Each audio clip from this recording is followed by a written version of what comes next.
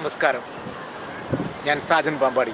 ഞാനിപ്പോൾ നിൽക്കുന്നത് ബ്ലാക്ക് പൂളിലെ ബീച്ചിലാണ്. ലോകത്തിലെ തന്നെ പുരാതനമായ ഒരു ബീച്ചാണല്ലോ ബ്ലാക്ക് പൂള്. ആദ്യമായി ഒരു അമ്യൂസ്മെൻറ്റ് പാർക്ക് പോലും സ്ഥാപിതമാകുന്നത് ബ്ലാക്ക് പൂളിലെ ബീച്ചിലാണ്. അതിൻ്റെ ഇങ്ങേയറ്റത്തുള്ള ടവറിൻ്റെ മുന്നിലാണ് ഞാൻ നിൽക്കുന്നത്. ബീച്ച് ടവർ എന്ന് പറയും. എംഫിൽ ടവറിനോട് സാമീപ്യമുള്ള ഒരു ടവറാണ് ബ്ലാക്ക് പൂൾ ടവർ. ഇവിടെ ബീച്ചെന്ന് പറഞ്ഞു കഴിഞ്ഞാൽ അത്ര മനോഹരമൊന്നുമല്ല. ബീച്ചിൻ്റെ തീരം അല്പം ചേറും മണലും കൂടെ ചേർന്നതാണ്. അതുകൊണ്ട് കുളിക്കാനൊന്നുള്ള സൗകര്യങ്ങൾ കുറവാണ്.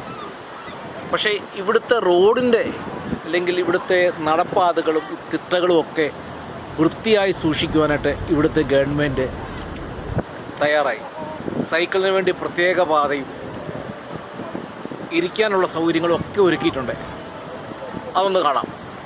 ഇരിപ്പിടങ്ങളൊക്കെ ഒരുക്കിയിരിക്കുന്നത് വളരെ മനോഹരമായിട്ട് തന്നെയാണ്. ബ്ലാക്ക് പൂളിൽ എത്തിക്കഴിഞ്ഞാൽ ആരെയും ആകർഷിക്കുന്നത് ഇവിടുത്തെ റോഡുകളുടെയും ശുചീകരണത്തിൻ്റെയും കാര്യം തന്നെയാണ്. നമ്മുടെ നാട്ടിൽ ഇല്ലാത്തതും ശുചീകരണത്തിൻ്റെ കുറവ് തന്നെയാണ്. ഇവിടെ ഓരോ സാധനങ്ങളും വഴിയിൽ എവിടെയെങ്കിലും കിടക്കുന്ന കാണാനായിട്ട് സാധിച്ചിട്ടില്ല. നമ്മുടെ നാട്ടിൽ ബീച്ചിൻ്റെ തീരത്ത് പോയാൽ ബോട്ടിലുകളും അല്ലെങ്കിൽ കഴിക്കുന്ന ഭക്ഷണത്തിൻ്റെ പൊതികളും ഒക്കെ കിടക്കും. പക്ഷേ ഈ തീരത്ത് വന്നിട്ട് അതൊന്നും കാണാനില്ല. ഞാനതാണ്ട് 10-30 ബീച്ചുകൾ ഇപ്പോൾ ഓൾറെഡി കണ്ടു കഴിഞ്ഞ ആളാണ്. കേരളത്തിലെ മാത്രമല്ല, ഇന്ത്യയുടെ തന്നെ പല ബീച്ചുകളിലും പോയിട്ടുണ്ട്. സൗദിയിലെ പല ബീച്ചുകളിലും പോയിട്ടുണ്ട്. ബോംബെയിലെ ബീച്ചുകളിൽ ഇറങ്ങിയിട്ടുണ്ട്. ഇപ്പോൾ UK ബീച്ചിലാണ് ഞാൻ നിൽക്കുന്നത്. ഗോവയിലെ ബീച്ചും ഞാൻ കണ്ടിട്ടുണ്ട്. പിന്നെ നമ്മുടെ വേളാങ്കണ്ണിയിലെ ബീച്ച് ഏറ്റവും വൃത്തികെട്ടതായ, രാവിലത്തെ പ്രഭാതത്തിൽ ചെന്ന് കഴിഞ്ഞാൽ മനുഷ്യൻ ശൗചാലയമായി ഉപയോഗിക്കുന്നത് അവിടുത്തെ ബീച്ചാണ്. അതാണ് ഏറ്റവും വൃത്തികേട്. എന്നാൽ ഈ ബീച്ചുകൾ അതിമനോഹരമായിട്ട് തന്നെ ഇവിടെ കാത്തു സൂക്ഷിക്കുന്നു. അതിൻ്റെ കാഴ്ച ഒന്ന് കാണാം. ബീച്ചിൻ്റെ സൈഡാകെ തിട്ട കെട്ടി അതിമനോഹരമായി അലങ്കരിച്ചിരിക്കുന്നു. അങ്ങോട്ട് ഇറങ്ങാൻ പടികളൊക്കെ നല്ലവണ്ണം ക്രമീകരിച്ചിട്ടുമുണ്ട്. ബീച്ചിലോട്ട് ഇറങ്ങിയാൽ പൂഴി മണ്ണോട് കൂടിയ മണലാണ് അവിടെയുള്ളത്. എന്നാൽ ബീച്ചിൻ്റെ സൈഡ് അതിമനോഹരമാണ്. ബ്ലാക്ക് പൂൾ ടവറാണിത്. ഐ ടവർ എന്ന് പറയും. ഇതിൻ്റെ മുകളിലേക്ക് കയറാനായിട്ട് സാധിക്കുന്നതാണ്. അതിന് ഫീസ് ഈടാക്കും. നേരത്തെ ഓൺലൈനായിട്ട് ബുക്ക് ചെയ്യണം. 14 പൗണ്ട് ഏകദേശം വരും അതിൻ്റെ മുകളിൽ കയറാനായിട്ട്. ബീച്ചിനോട് ചേർന്ന് തന്നെ അതിമനോഹരമായിട്ടാണ് ആ സൈഡുകളൊക്കെ ചെയ്തിരിക്കുന്നത്. 1-2 അമ്യൂസ്മെൻറ്റ് പാർക്കുകളും അതിനോട് ചേർന്നുണ്ട്. ഇതിൻ്റെയൊക്കെ പ്രവർത്തന സമയം നിങ്ങൾ മുൻകൂട്ടി ഓൺലൈനിൽ നോക്കിയിട്ട് വേണം ബുക്ക് ചെയ്യാനായിട്ട്. എവിടെ കയറണമെങ്കിലും ഫീസ് വൃത്തിയായി അലങ്കരിച്ചിരിക്കുന്ന നടപ്പാതകളിൽ ഗാർബേജ് ഡബ്ബകൾ ഇതുപോലെ വെച്ചിട്ടുണ്ട്. നിങ്ങളുടെ കൈവശമുള്ള കുപ്പികളോ അല്ലെങ്കിൽ ഫുഡിൻ്റെ പദാർത്ഥങ്ങളുടെ വേഷങ്ങളോ ഉണ്ടെങ്കിൽ അവിടെ മാത്രമേ നിക്ഷേപിക്കാവൂ. വൈകുന്നേരമായതോടെ സൂര്യൻ്റെ കിരണങ്ങളടിച്ച് വെള്ളിക്കണങ്ങൾ പോലെ വെള്ളത്തിലെ ഓളങ്ങൾ പരന്ന് കിടക്കുകയാണ്. വേസ്റ്റുകൾ ഇടാനായിട്ട് ഇവിടെ പ്രത്യേകം ഡബ്ബകൾ വെച്ചിട്ടുണ്ട്. അങ്ങനെയാണ് അവർ വേസ്റ്റ് മാനേജ്മെൻറ്റിനെ പരിപാലിക്കുന്നത്. ഇത് കണ്ടോ, ഒരു ശകലം പോലും ഒരു ബോട്ടിലോ ഒന്നും ആരും അവിടെ ഇവിടെയും ഇട്ടിട്ടില്ല. വൃത്തിയായി കിടക്കുന്ന കാണാൻ പറ്റും. ഇപ്പോൾ ഞാൻ നിൽക്കുന്നത് അവിടുന്ന് അല്പം മാറിയാണ്. ദൂരെയായി നമുക്ക് ഐ ടവർ കാണാൻ. ഇവിടെയുള്ള എല്ലാ ബ്ലാക്ക് പൂളിലെ ഈ ബീച്ചാണ് ഞാനിപ്പോൾ കാണുന്നത്. ബ്ലാക്ക് പൂളിലെ ഐ ടവർ മുന്നിൽ കാണുന്നത്. നമ്മുടെ നാട്ടിലെ ബീച്ചുകളേക്കാൾ എത്ര മോശമായിട്ടാണ് ഇവിടുത്തെ മണൽത്തിട്ടകൾ നോക്കുന്നത്. നമ്മുടെ വെള്ളാരം മണലുകൾ, പഞ്ചാര മണലുകൾ അല്ലെങ്കിൽ അത് കാണുമ്പോൾ തന്നെ അത് നമുക്ക് ആ ബീച്ചിൽ ഇറങ്ങാൻ തോന്നും. പക്ഷേ ഇവിടുത്തെ ബീച്ചിൻ്റെ ഈ മണ്ണ് കണ്ടോ, ബീച്ചിലോട്ട് ഇറങ്ങാൻ തോന്നുകയില്ല. ചെള്ള കുത്തിയ പോലെ ഇരിക്കും. അതുകൊണ്ട് തന്നെയാണ് നമ്മുടെ കേരളത്തിലെ ബീച്ചുകൾ ഏറ്റവും മനോഹരമായി. പക്ഷേ ഒരു കാര്യം പറയാതിരിക്കാൻ പറ്റില്ല, ഈ ബീച്ച് ഭംഗിയായിട്ട് ഒരു കെട്ടി വൃത്തിയാക്കി സൂക്ഷിക്കുകയാണ്. നടപ്പാതയൊക്കെ പണിത് വീൽ ചെയറിനും ഒക്കെ പോകാനുള്ള സൗകര്യം, സൈക്കിളിന് വേണ്ടി പോകാനുള്ള സൗകര്യം ഒക്കെ പണിതിട്ടുണ്ട്. ബീച്ചിൻ്റെ സൈഡിലൊക്കെ നല്ല നല്ല ഹോട്ടലുകളൊക്കെ ഉണ്ട്. ചെറിയതായ ഹോട്ടലുകൾ കാണാം. അതിമനോഹരമായിട്ട് തന്നെയാണ് ബീച്ചിൻ്റെ സൈഡൊക്കെ ഇരിക്കുന്നത്.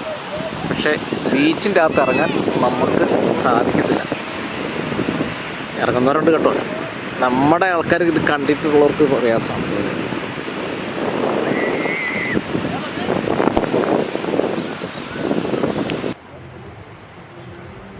ഇത് UK-യിലെ ബ്ലാക്ക് പൂൾ ബീച്ചാണ്.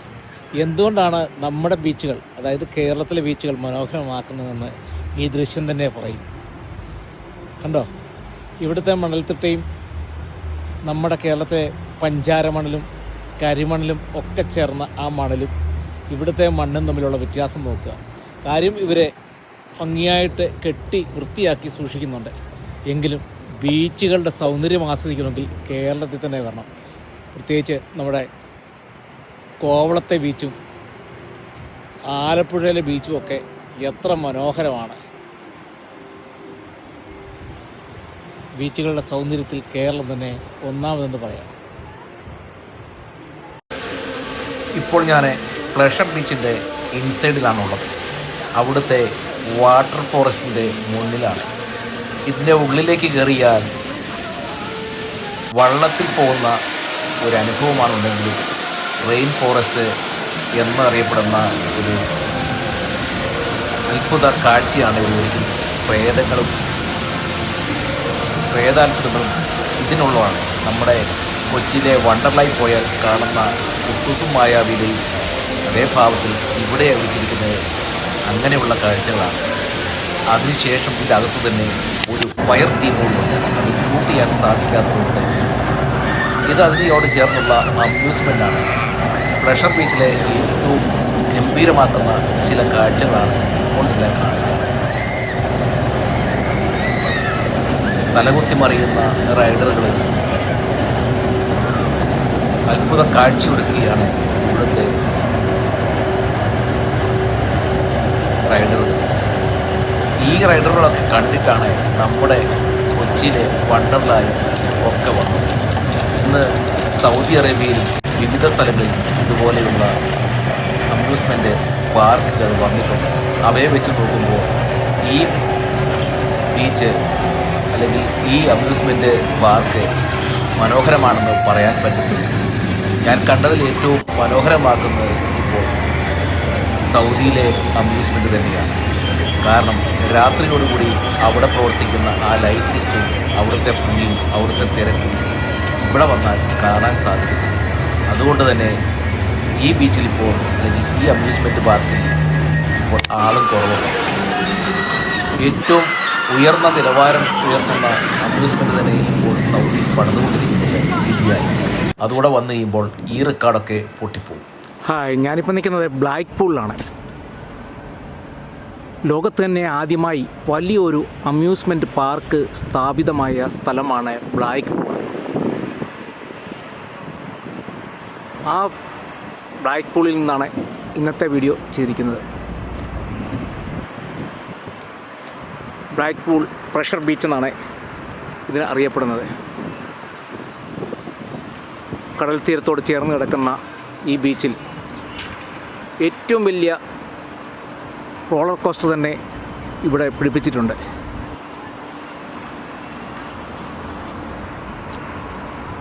നേരെ മുന്നിലായിട്ട് കടലാണ്.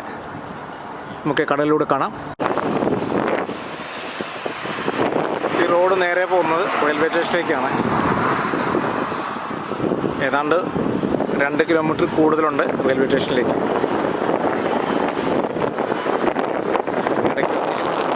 അത് വിട്ടുപോകരുത്. ജസ്റ്റ് നേരെ പോകുന്നതെന്ന് പറഞ്ഞു കഴിഞ്ഞാൽ ഈ റോഡ് നേരെ പോവുക എന്ന് പറഞ്ഞാൽ അത് ബീച്ചിൽ കൂടെ തന്നെയാണ് പോകുന്നത്. ഒരു തിരിവുണ്ട്, 1 കിലോമീറ്റർ കഴിയും. വിശാലമായ ഒരു കടൽ തീരം തന്നെയാണത്. വൃത്തിയായിട്ട് അത് കെട്ടി സൂക്ഷിക്കുന്നു. നല്ല ഉച്ച സമയത്താണ് ഞാനിപ്പോൾ ചെയ്യുന്നത്. കാരണം പൊതുവെ UK-യിൽ വെയിൽ കുറവാണ്. എന്നാൽ ഇന്ന് നല്ലൊരു വെയിലുള്ള ദിവസം നോക്കിയാണ് ഞാൻ വന്നിരിക്കുന്നത്. അതുകൊണ്ട് തന്നെ ഈ സമയത്ത് ആൾ കുറവാണ്. എങ്കിലും കുറവ് പറയാൻ പറ്റത്തില്ല, പല സ്ഥലങ്ങളും നല്ലതായിട്ടുണ്ട്.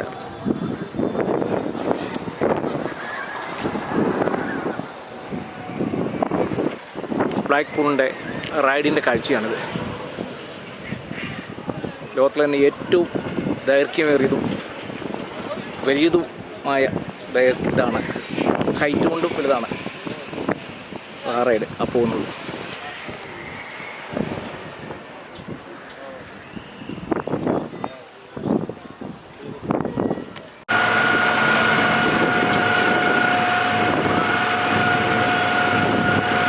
ഇത് വേറെ റൈഡാണ്.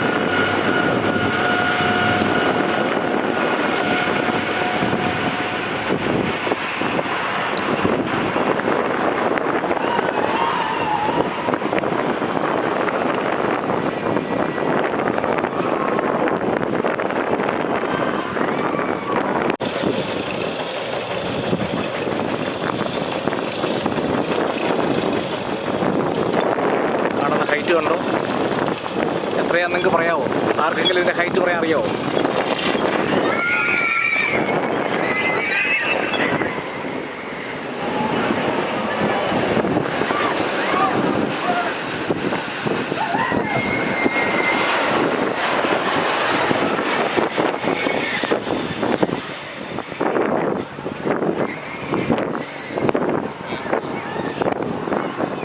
ഏറ്റവും ദൈർഘ്യമേറിയ റൈഡാണ്.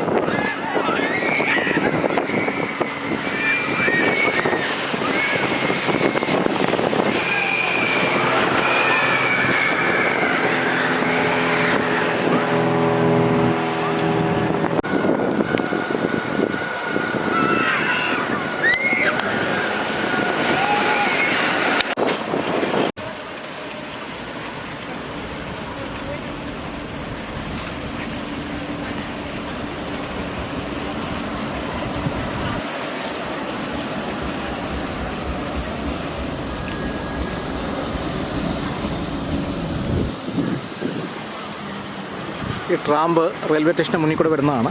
ഇപ്പോൾ റെയിൽവേ സ്റ്റേഷൻ്റെ അവിടെ വന്നു കഴിഞ്ഞാൽ പ്രഷർ ബീച്ചിലേക്ക് വരാനായിട്ട് സൗകര്യമുണ്ട്.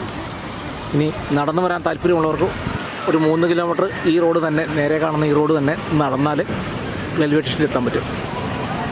അതുപോലെ ഇതുപോലെയുള്ള അമ്യൂസ്മെൻറ്റുകൾ പലതുമുണ്ട്. ഓൺലൈനായിട്ട് വേണം ബുക്ക് ചെയ്യാനായിട്ട്. അവരോട് പ്രത്യേകം പറയുന്നുണ്ട്, ഓൺലൈനിൽ ബുക്ക് ചെയ്ത് കഴിഞ്ഞാൽ അല്പം ചാർജ് കുറയും. അതുപോലെ നിങ്ങൾ ബുക്ക് ചെയ്യുന്നത് ഒരാഴ്ച മുമ്പെങ്കിലും ചെയ്യുവാണെങ്കിൽ ചാർജ് കുറച്ച് കിട്ടും. എക്സാമ്പിൾ പ്ലഷർ ബീച്ചൊക്കെ ആണെങ്കിൽ 34 പൗണ്ടാണ് നോർമലായിട്ട് വരുള്ളൂ ഒരാഴ്ച മുമ്പ് ചെയ്ത് കഴിഞ്ഞാൽ. എന്നാൽ നിങ്ങൾ പോരുന്ന അന്നാണ് ചെയ്യുന്നതെങ്കിൽ 50 പൗണ്ട് നിങ്ങൾക്ക് ചാർജ് ചെയ്യും. ഡിസ്കൗണ്ട് കിട്ടിയാൽ പോലും 43-44 പൗണ്ടൊക്കെ വരും. ഇതിൽ കാണുന്ന ടവറാണ് ഹൈ ടവർ എന്ന് പറയുന്നത്. കാണാൻ പറ്റും ദൂരെയായിട്ട്. കൂടുതൽ വിവരങ്ങൾ പിന്നീട് തരണം. നമ്മുടെ നാട്ടിലെ പോലെയല്ല, ഇവിടെ ചൂതാട്ടം സുലഭമായിട്ടുള്ള സ്ഥലമാണ്. കാഷിനോ, അതിനോട് കൂടി തന്നെ ബാറും റെസ്റ്റോറൻറ്റും ഉണ്ട്. ഇവിടെ പൊതുവെ കാണുന്ന ഒരു സംഭവമാണ് ഞാൻ നിങ്ങളെ കാണിക്കുന്നത്. ഇതുകൊണ്ട് ഹോട്ടലിലേക്ക് നോക്കുക. അതിൻ്റെ അകത്തൊരു ഹോട്ടലാണ്. ഇവിടെ 90% ആൾക്കാർ പ്രായമായവർ അവിടെ ഇരിക്കുന്നത്. ഹോട്ടലിൽ നിന്ന് ഭക്ഷണം കഴിക്കുന്നതിൽ വളരെ താല്പര്യമുള്ളവരാണ് ഇവിടെ ഉള്ളവരെ പൊതുവെ. അപ്പോൾ ഇതുപോലുള്ള ബീച്ചുകളൊക്കെ വന്നു കഴിഞ്ഞാൽ നമ്മുടെ നാട്ടിലെ പോലെ പൊതി കെട്ടിക്കൊണ്ട് പോകുന്ന പരിപാടി ഇവിടെ ആർക്കും ഇല്ല. ഹോട്ടലിൽ നിന്നാണ് അവർ ഭക്ഷണം കഴിക്കുന്നത്. മലയാളികൾക്ക് പൊതുവേ ഉള്ളൊരു സ്വഭാവമാണ് വീട്ടിൽ നിന്ന് പോകുമ്പോൾ അന്നൊക്കെയുള്ള ഭക്ഷണം കൂടെ തയ്യാറാക്കി പോകുന്നത്. ചിലവ് ചുരുക്കാനായിരിക്കാം, പക്ഷേ നമ്മൾ വെളിയിൽ പോകുന്നത് എന്തിനാണ്? വെളിയിലെ ഭക്ഷണമൊക്കെ ഒന്ന് കഴിച്ച് അവിടുത്തെ ഒരു ടേസ്റ്റ് വ്യത്യാസം നമ്മുടെ ഭാര്യമാർക്കോ അല്ലെങ്കിൽ വീട്ടിൽ ശ്രമിക്കുന്ന അമ്മമാർക്കോ ഒരു ദിവസം റെസ്റ്റ് കൊടുക്കുക, അവരെയും കൂടെ കൂട്ടി ഒന്ന് വെളിയിൽ ഇറങ്ങുകയാണെങ്കിൽ. ഇവിടെ പ്രായമുള്ളവരാണ് ഈ റെസ്റ്റോറൻറ്റ് കൂടുതലും കാണുന്നത്.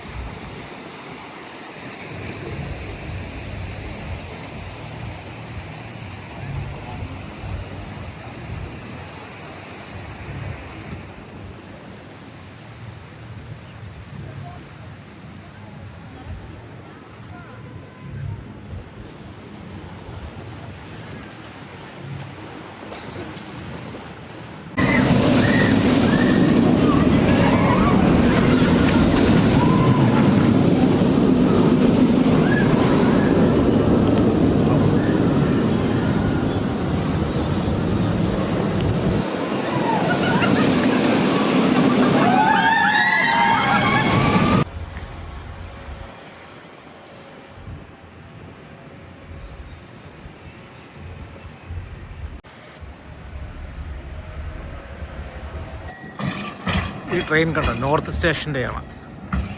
ട്രെയിനല്ല, ട്രാമ്പ് സ്റ്റേഷൻ. നേരെ ഇവിടെ തിരിയുകയാണ്, നേരെ മുന്നോട്ട് ചെല്ലുന്നതാണ് സ്റ്റേഷൻ്റെ സ്ഥലം.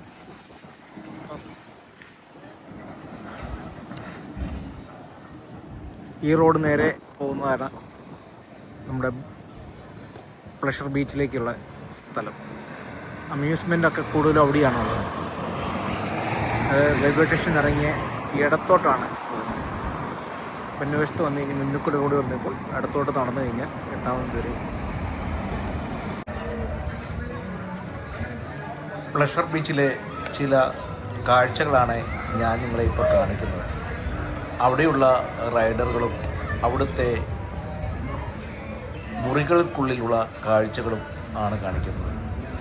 പല വിധത്തിൽ മനോഹരമാക്കുന്ന കാഴ്ചകളുണ്ടെങ്കിലും എന്നെ സംബന്ധിച്ച് കണ്ടിട്ട് പഴയതുപോലെ തോന്നും. ഇതൊക്കെ കണ്ട് മടുത്തു പോകാറാക്കിയാവും അങ്ങനെയാണ് തോന്നുന്നുണ്ടായി. അവിടെ പോകാത്തവർക്ക് എന്താണ് അടുത്തത് എന്നറിയാൻ ആഗ്രഹം കാണുന്നത്. അതുകൊണ്ട് തന്നെ ചെറിയൊരു വീഡിയോ എടുക്കാൻ സാധിച്ചിട്ടില്ല. കാരണം വെള്ളവും വരുന്നു, തീ വരുന്നതുമായ സ്ഥലത്തിൽ മൊബൈൽ ഫോൺ ഉപയോഗിക്കാൻ പറ്റില്ല. പല അഭ്യസികളും കാണാത്ത രീതിയിലുള്ള അതൊക്കെ തന്നെ ഇവിടുത്തെ ആൾക്കാരെ അത് ആകർഷിക്കുന്നു. ഞാൻ കണ്ട അമ്യൂസ്മെൻറ്റുകളിൽ ചിലതൊക്കെ ഇവിടെ കുറിച്ചിട്ടുണ്ട്. എങ്കിൽ നമ്മുടെ ദേശത്ത് ഇല്ലാത്ത ഒരു അമ്യൂസ്മെൻറ്റ് അത് ഇവിടെ ചെന്നാൽ കാണുമ്പോൾ അതിൻ്റെ ഉള്ളിൽ എന്താണ് അങ്ങനെ ഒരു ജിജ്ഞാസയാണ് ഇവിടെയും എന്നെ കഴിഞ്ഞത്. അതിൻ്റെ ഉള്ളിലെ കാഴ്ചകളാണ്